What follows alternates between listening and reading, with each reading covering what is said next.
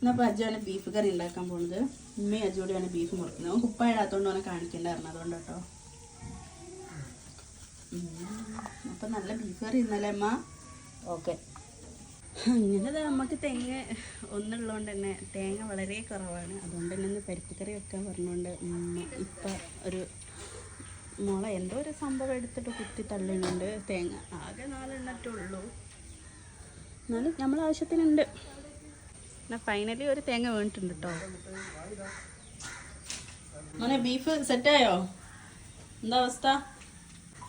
അപ്പോൾ അജു ബീഫ് റെഡിയാക്കിയിരിക്കുന്നത്. അപ്പോൾ ബീഫ് ഇവിടെ വെന്തിരിക്കുന്നത്. ഇനി എന്താ ഉള്ളി തക്കാളിയൊക്കെ വാട്ടാൻ പോവാണ്.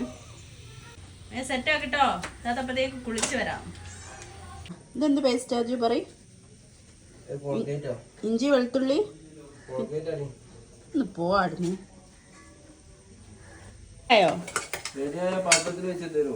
ഓക്കെ, ഇതാണ് നമ്മൾ അജിക്കാക്ക് ഉണ്ടാക്കിയ ഡിഷ്. ബീഫ് ഫ്രൈ വരട്ടി എന്താ പറയുക എനിക്കറിയില്ല. സംഭവം കളറ് കാണാനൊക്കെ അടിപൊളിയായിട്ട് ഈ ചോറുന്നുമ്പോൾ കാണിച്ചു തരാം.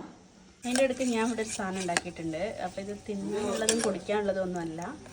അപ്പം ഇത് വർക്കായിട്ട് ഞാൻ എപ്പോഴെങ്കിലും ഒരു വീഡിയോ ഇടുന്നുണ്ട്. ഓക്കെ,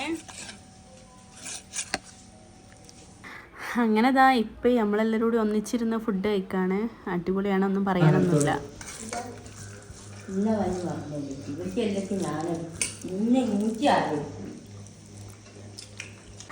അപ്പം അമ്മയുടെ പരാതികളൊക്കെ കേട്ടില്ല. അപ്പോൾ എത്രയുള്ള വീഡിയോ ഇനി പുതിയ വീഡിയോ ആയിട്ട് അജു എന്തെങ്കിലും ഉണ്ടാക്കുകയാണെങ്കിൽ പുതിയ വീഡിയോ ആയിട്ട് വരാം. അപ്പോൾ എത്രയുള്ള വീഡിയോ.